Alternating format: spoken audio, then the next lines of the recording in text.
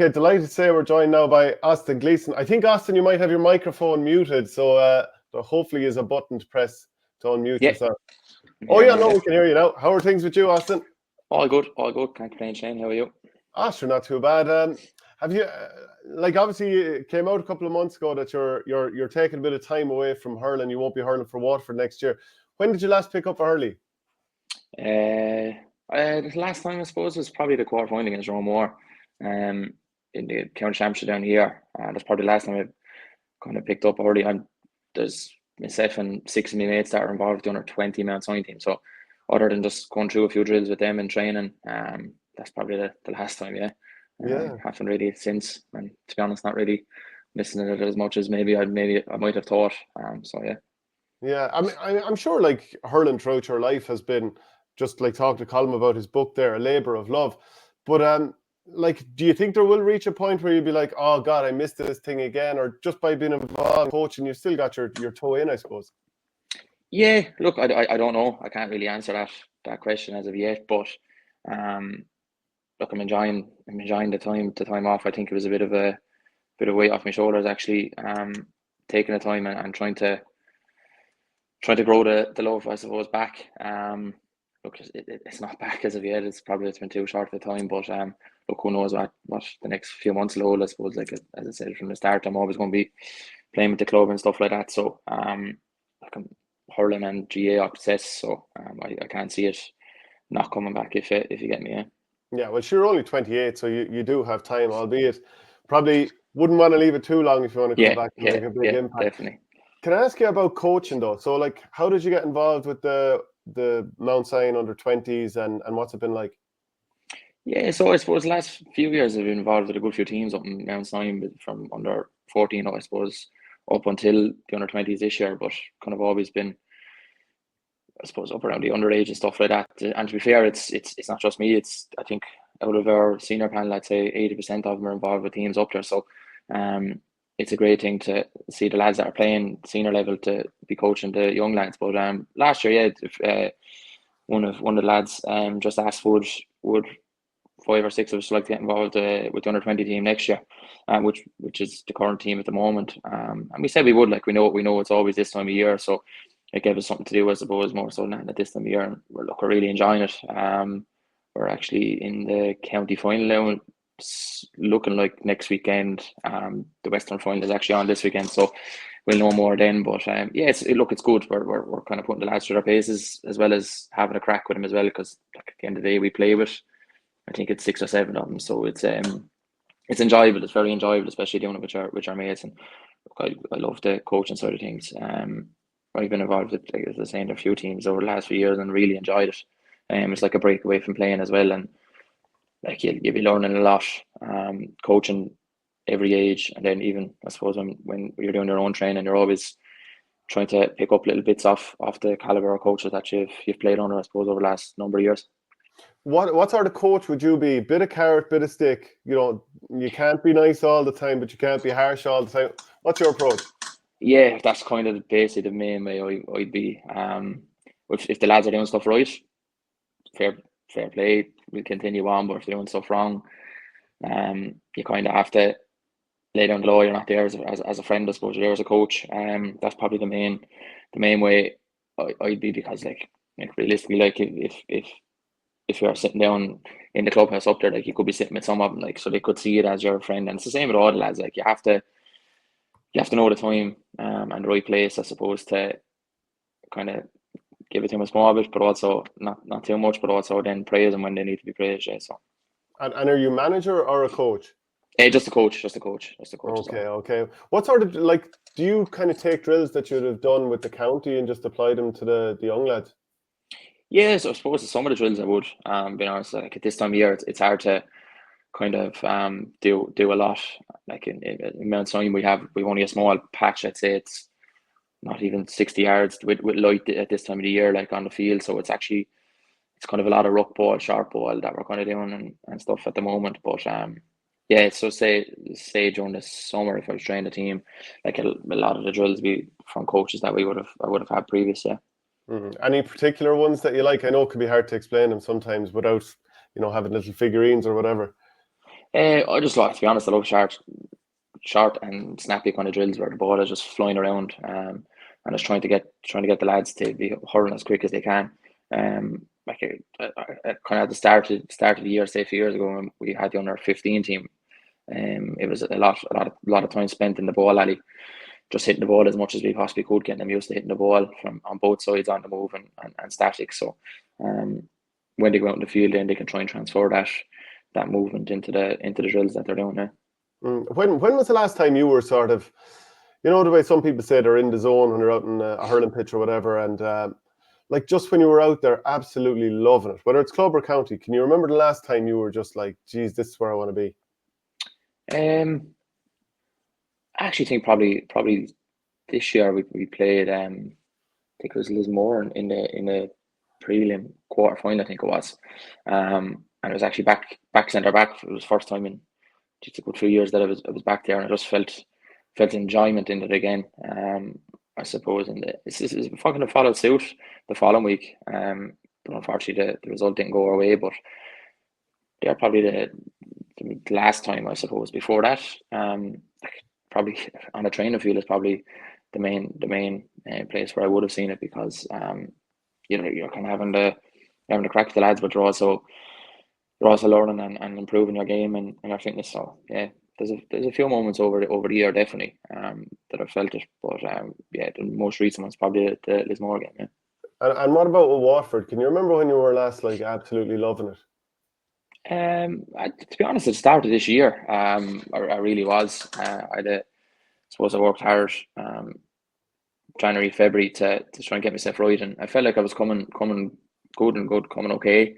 Coming on a few league games, felt myself actually getting around the field a bit better than I have probably at that time of year in previous years maybe. But then against Tipperary, then I think pulled the muscle, had me up for a good while. So that kind of put a quick halt to it. But yeah, the start of the year coming on those league games, Dublin, Laois, those games, I felt like I was getting going again. But as it went, then I ended up having an injury torn year again. So I think that had a big part to play in me kind of stepping away and trying to get my body right again. And trying to get the hunger back, because when you're stop-starting, it's not enjoyable. And look, I have to praise some of the lads that are doing it. Some of the injuries that lads getting to come back from, and having the mental capacity to be able to come back probably better than they were nearly before is unreal. And you have to praise the lads for that, yeah. Would you have spoken to any players who took a year out before and then came back? Like there's a lot of Dublin lads, for example, who would have done that and come back and won All-Irelands. I haven't, been honest. No, I haven't. This was completely a decision I wanted to make on my own accord. So to be honest, I kind of knew for a while, but just I made sure I gave myself enough time to decide instead of making a rash decision. So look, I'm happy with the decision I made, and hopefully it can turn again. Yeah, so the last couple of seasons where you had been pushing close, not this past season, but the previous seasons when you'd gone relatively close, and you were playing big games against Limerick at Croke Park and down in the Munster Championship. Like it did feel like you were right on the cusp there, and like you were playing some brilliant stuff yourself. Maybe 1 or 2 seasons before that hadn't gone great, but in the big games you were starting to really, really come of age and take over. So, like, did it feel like you were right there on the edge? Yeah, it definitely did. 100% it did. Like, I know the last few seasons haven't gone to plan, but we always believe at the start of the year with the panel of players that we have that we can definitely do something. And I suppose going into those games against the Limerick that you were saying there, like we fully believe we were going to win those games, and like maybe 1 or 2 of the games, if we made a decision a different way, we possibly could have. Like you don't know, but look, it's something that we just had to learn from, and unfortunately, the last few years didn't go to plan. But even the game last year, like we were just about there. I think that again, similar to the year before, took a lot out of us, maybe mentally more than anything, and we just didn't recover from it. So we just have to learn how to, I suppose, mentally recover, maybe quicker than physically recover. I think is a big thing that maybe Waterford need to do. When you're playing against Limerick, so like we've seen this, I suppose, a little bit with Tony Kelly as well. They won't necessarily man mark you, so maybe it gives you an opportunity to roam. Like, so are you just basically not man marked, and whoever's in that zone will try and pick you up, or how would you try and exploit it as an opposition player? Yeah, look, that's exactly what they do, to be honest. And to be fair to them, why would you mark a player when you have the caliber of players that they have? Like, it don't matter who's marking you, because they'll all do the similar job on you. Like, So trying to exploit it is, I think that's the question everyone is trying to figure out. It's hard. I think Limerick, Galway came closer to it maybe in the All-Ireland semi-final 2 years ago, I think it was. They had a lot of shots from out the field, and God, if they got 50% of those, I think they mathematically they probably would have won. Like, so, maybe shooting out the field, but then sure, shooting out the field, then you have the likes of Gro Degarty, Cian Lynch, Darragh Donovan, Will O'Donoghue, Tom Morrissey, all just about to just wait to swarm you then as soon as you start doing that. So, it's a tough one to figure out, being honest. But it's up to the management of all the inter-county teams to figure that one out, not me. Yeah. I was going to ask you about Tony Brown being involved with Tipperary. And it's funny with Owen Kelly being involved with Tipperary. We wouldn't have seen this 20 years ago, really, would we? Like Mickey Hart's even going to Derry, for example, bitter rivals and all that kind of stuff. Would you have given Tony, a former or a Mount Sion fellow colleague, would you have given him a bit of a slagging over it? No, not at all. Sure. I'm not saying this in a mad way, but who am I to be slagging Tony Brown? Growing up, he was one of my idols. So anytime I see him, it's just general chit chat.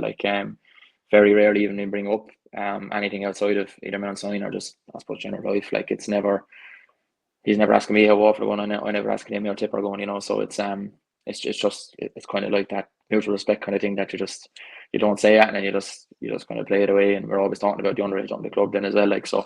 Any time I would have seen Tony, I suppose, over the last few years was always in Mount Sion. Whether he was up with the underage or watching a game, so it was always just talking about the club, I suppose. Yeah, anytime I was talking to him. And what about Owen Kelly then? Because anytime I've chatted to him, this man intensely loves his hurling, and I'd there be thinking, I'll ask Owen a few questions here, find out a little bit about this, that, and the other. And he seems to be so inquisitive. He's there asking questions. What are your interactions with Owen Kelly? What were they like? I actually found him brilliant. I felt, in my opinion, I felt like he was trying to learn off us as much as we were trying to learn off him, which is a great trait as a coach to have. Some of the drills he does is just short and snappy drills that were just off the charts. He was demonstrating them, and he was doing them better than many of us. I found him brilliant, and he's a great crack as well. We had a good buzz with him in the change room as well. And he I remember he took over one drill, and it was actually around the time I was injured, and he asked me to just give him a hand with it, and we ended up having a right buzz off of that now. Two of us were laughing and joking for the whole time he was doing it. So no, I think he's very good. I think he's like a sponge. He wants to soak in and learn as much as he possibly can, which is a great trait, again, as I said. And he's doing that with Davy and with us. So it was. I really enjoyed my time underneath him, and look, I wish him all the best this year, especially, and whatever he kind of does in the future, I suppose. There's no doubt that we'll cross paths again, hopefully. And would you have ever done a bit of, I suppose, ball wall or a bit of crossbar challenge with him, or who'd be the king of that in Waterford? No, we never really done any ball wall sessions now. Crossbar challenge, sometimes we used to do it, and used to be different winners every time. Remember there was a couple of sessions. There was only a few of us that recover from injury, and it was actually he showed us a kind of free technique, and it was just funny how relaxed he is in the freeze. And I remember we were doing it, and it fully works. The more locked up you are, the more you possibly drag the free or something like that. But he was just saying just totally relax and just strike through the ball, and every time he done it, I went over the bar. So it was just picking up small little bits off him. I remember, even in shots, even before training or anything like that, he used to be in behind the goal hitting puckets, and he used to be just zinging the ball to fellas. It was just, we'd be all out the field laughing and saying it's just gifted, So just learning off him was a big thing this year. Do you ever feel pressure when you're taking frees? I'd imagine Owen Kelly doesn't really anyway, but would you? No, I actually never did. Never really did. I wouldn't. I suppose I wouldn't. I can be honest. I never really practice them much either. I find sometimes over practicing, and it kind of affects you. And even a small thing was I actually watched the Ronnie O'Sullivan, new film documentary that came out there, and he was saying the same thing. He used to do over practice, and then you're mentally fighting the battle. So he just said he just sets his timer on his phone whenever that goes. He just puts down the cue kind of thing. Like, and I'd kind of be like that. Like, if I did 4 or 5 frees, that'd be enough for me. Like, grand an hour I'm aiming. Like, so, never really practiced much, but I never really feel pressure hitting them either. No. And the same with sideline cuts. Do you ever just think there's 80,000 people here and everybody in the stadium is staring at me putting this ball down? No, never. You see, you've never scuffed the sideline like the rest of us. I have. I've scuffed a lot now, to be honest, as well. But no, I never really feel pressure. Like you'd be totally, I suppose, tuned into the game so much that you can't really think about what's going on the outside. Like, there's so many tactics in the game now that you're going to have to just be tuned in and stuff. So you don't really take time to.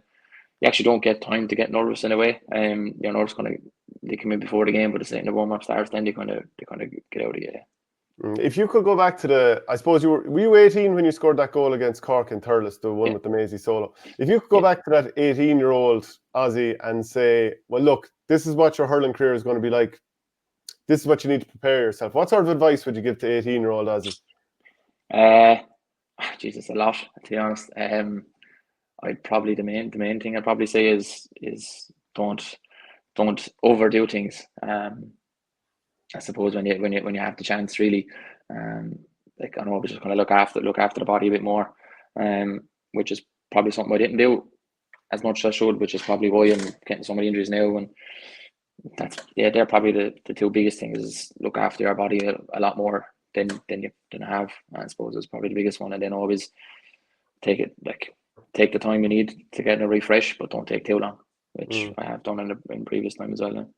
And when you say don't overdo things, are you talking about stuff on the pitch, or what do you mean? Both, really. Both on and off the field.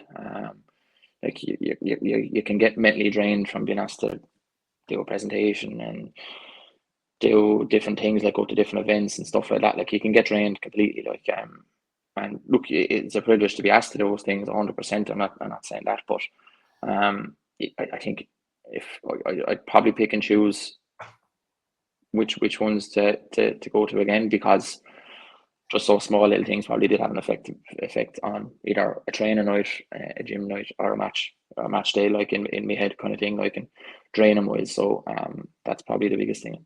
Because I was going to say, sometimes when you overdid it, it led to, on the pitch, led to some of your best moments, like that goal in 2014 against Cork, the 2017 one against Cork. So sometimes taking the piss with the ball actually really worked for you. Yeah, look, and I think like that's one thing that, like, those things that I suppose that you just kind of mentioned there, like, they're things that I've been trying to do in my back garden since I was 7 or 8, like, just messing around, like. So I think on the field, any management, I suppose, that I've ever had was the biggest thing was just express yourself, and they say that to everyone. Like, and I suppose maybe I try to express myself a bit more than others, and maybe it backfires sometimes and it works other times. Like, so yeah, just have to give the good with the bad, I suppose. Yeah. Have you been watching a lot of the club stuff? And obviously, I'm just going to ask you about Ballygunner, and they're playing Clonlara this weekend in what should be a brilliant final. Do you watch games on all the time, or do you take time away from it? No, I watch all the games. To be honest, any game doesn't tell you I'll be watching, whether it's hurling or football. To be honest, as I said, I started looking just GA obsessed, like, and sometimes it might be a good thing for me, but no, I definitely watch. I watch anything that's on the telly. Yeah, how good is this Ballygunner team? And we know they've won 10 in a row in Waterford, and you've probably felt the pain from them a few times. Can they be stopped here? I don't know. Being honest, they're a well-oiled machine. They have everything in place. They never change from the system they're set. Teams have tried numerous things the only year to try and stop their system, but it's you stop one of their players and then another.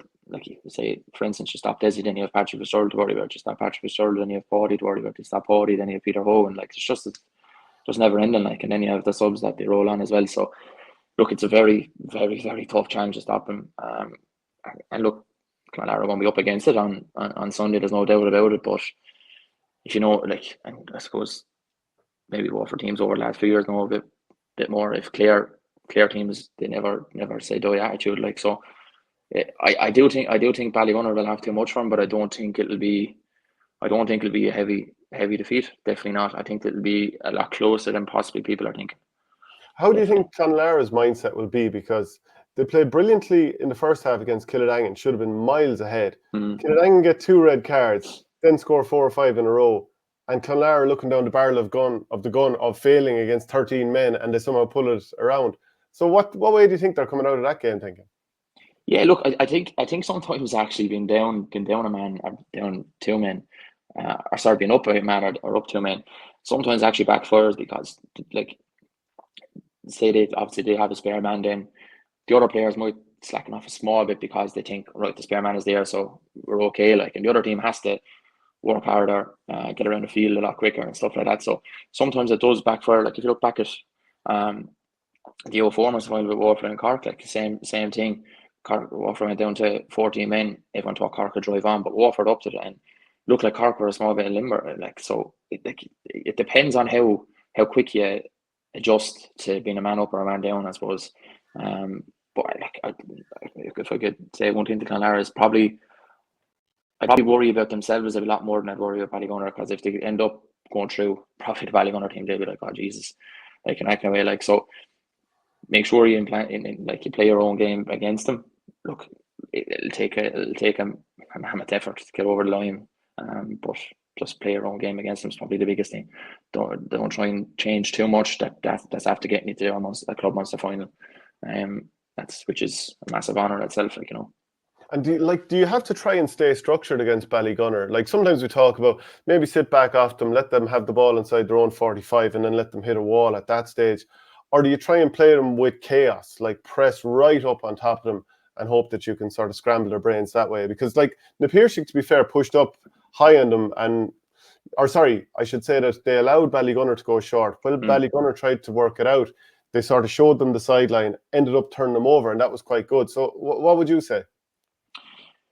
Like the one thing I will say about that is Ballygunner very rarely change our system anyway. So whatever way you do it, they're going to keep doing the same thing. It's up to you it's up to, I suppose, your team and your teammates, whether you're structured enough and have the mental capacity to last that for the 60 minutes. If you're breaking them down the first 5 or 6 minutes, will you be able to still do it in the 56, 57 minute, like, you know, that way? And that's a massive thing, because Ballygunner's fitness is, like, again, against the Piarsaigh last day, they finished strong. Granted, nearly conceded another goal at the end with Davy Fitzy, but they still finished strong. They kind of pulled away a small bit. The goal brought the Piarsaigh back into it.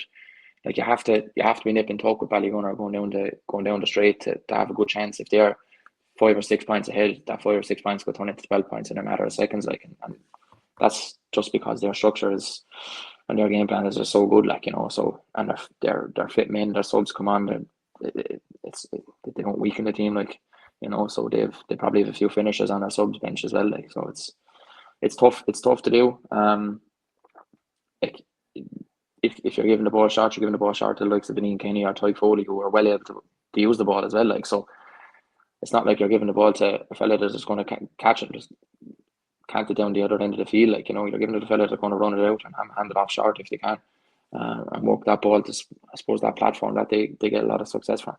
Do you like the direction hurling is going? Because obviously tactics are coming in. In some ways, you've got the middle of the field that's got maybe 24 players or 22 players or something like that. So it's no longer a middle 8. It's just absolutely packed. Like, tactically, do you like where we're going, or, you know, what are your thoughts? I don't see a massive thing wrong with it. I do think tactics are coming a lot more into it, but that's part and parcel of the way the game has gone. Like, the players are getting fitter, the players are getting stronger, the players are getting hitting the ball further. Like, so there's like it's just the way it's gone. Like, it's the most professional sport without being professional. Do you know what I mean? Like, so like, it's up to the coaches and the management to turn it around and get the I suppose the directions into the players that are simple but effective, and not try and complicate it too much. Like, if they try and complicate it too much, then obviously the players are going to be giving out and saying, sure, you told us to do this, you told us to do that, but then the management, but if you break it down simpler, so they're like, it's just it's about getting the right communication to the players and management. I think is the biggest thing. Like, I don't think you're ever going to see a game that's going to be 10-9 or something like that, unless it's a hurricane outside. Like, you know, I do think games are still going to be high scoring games and stuff like that. Like, but again, it's up to the players. Like, if a team is sitting back on you, then try and get your shooters out to a half back line and midfield to put the ball over, to drag another team out, then leave the ball inside. Like, and that's like, it's just small little tactics. I think that'll work better than I suppose trying to go into football tactics, I suppose, if you prefer want the word. Yeah. Who's your favourite player to watch at the moment, and why? Favourite player to watch at the moment is probably 𝘧𝘬𝘀𝘀, to be honest. He just gives everything on the field, and he's tough, hard, and he's honest. Like, you know, it's like there's a never say die attitude in him. Like you could easily pick any of the 15 in Limerick. Like, they're just monsters. And you know, so but yeah, probably at the moment it's probably 𝘧𝘀𝘀, yeah. And Aaron Gillane, do you think he was a fitting hurler of the year? Yeah, definitely. 100%. Like, I said it. I'd say at the semi-final stage, it's a mad way to say it, but it's his to lose, I think, because the year he's after having is actually phenomenal. Like, and he's just getting bigger and stronger and faster. Like, you know, so it's and it's so much even for Patrick as well, having himself, Keane and Donald Burns, I suppose, winning 3 hurler of the years in the last few years is just, that's an unbelievable achievement for one club. Like, you know, so he was definitely a fitting winner for me anyway. Yeah. Would you know many of those Limerick lads away from the pitch? Not massively, no. I had a few conversations with a few of them before, but nothing massive, I suppose. No. Who'd be your best friend from another inter-county team that you'd have been, you know, close enough with over the years?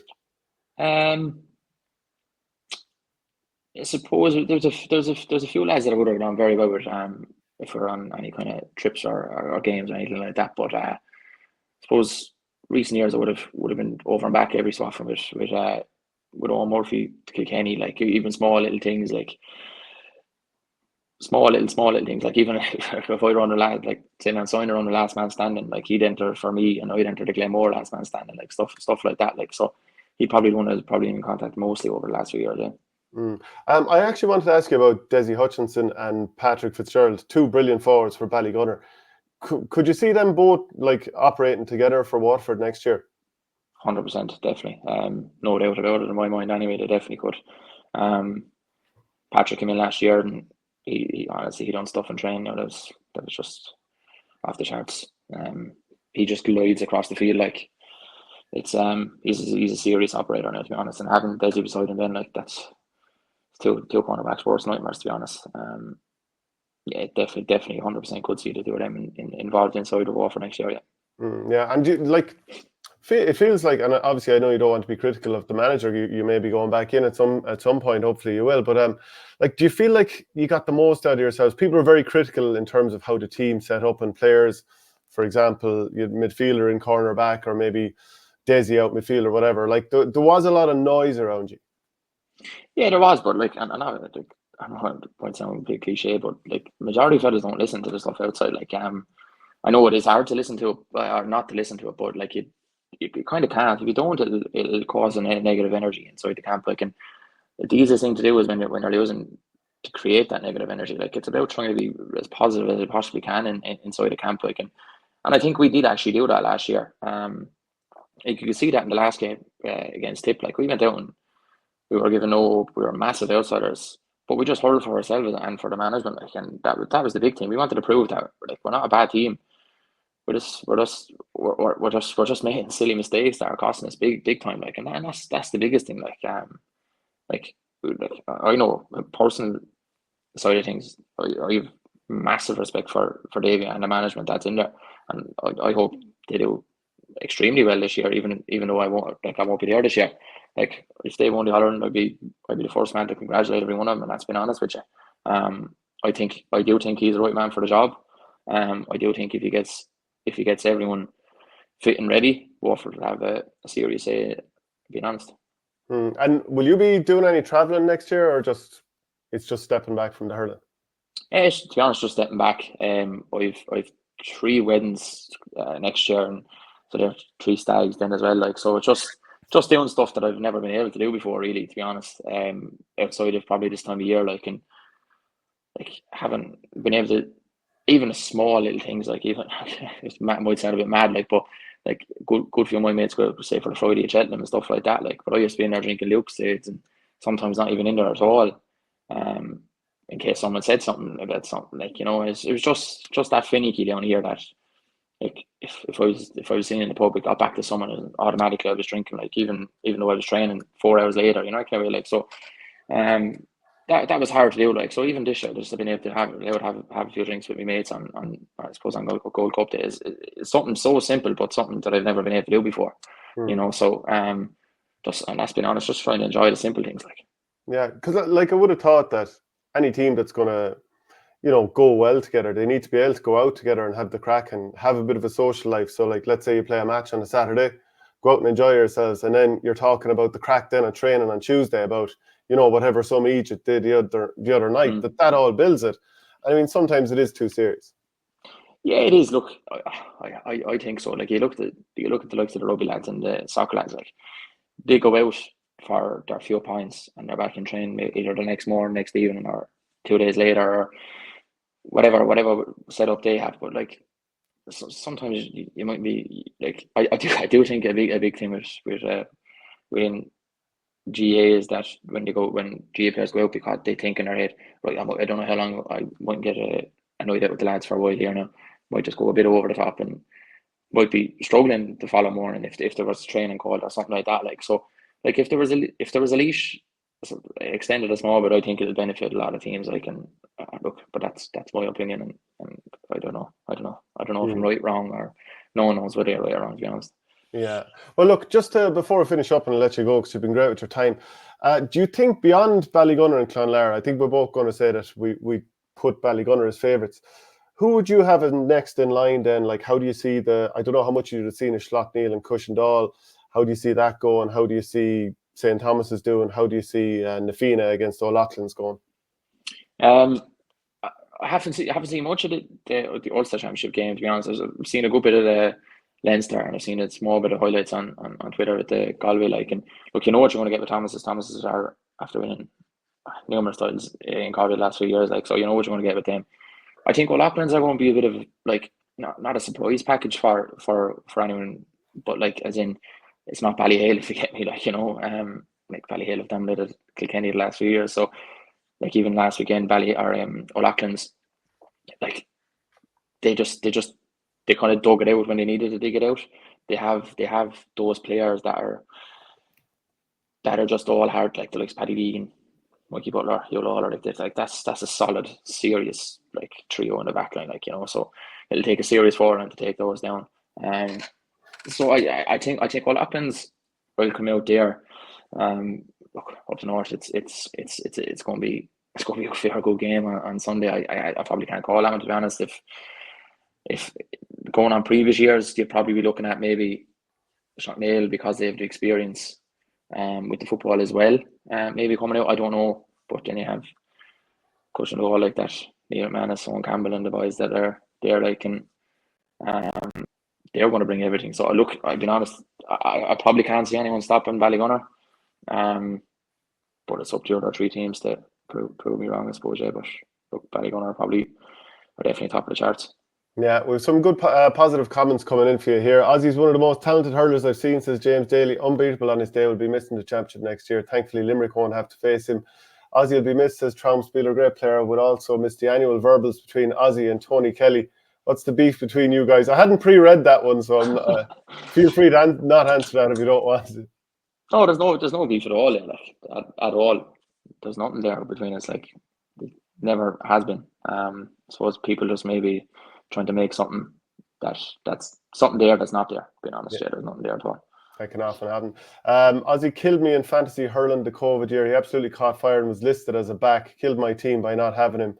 And then a final thing, Richard Hogan. Has Ozzy worked as a coach with either Darren Ryan or John Meany in Mount Sion? And who would he say is the better coach? Winky wink. You can say no comment if you want. Yeah, they were involved. They were actually our senior manager and selector for a few years. I'm going to say no comment because I'm related to one of them, so can't have him giving out, and I can't have the other fella giving out either. So I'm going to say no comment. Yeah. Okay, well, Ozzy, look, really appreciate you joining us on the show, and hopefully we'll chat again soon. Yeah, perfect, no problem at all. Okay, great to have Ozzy on.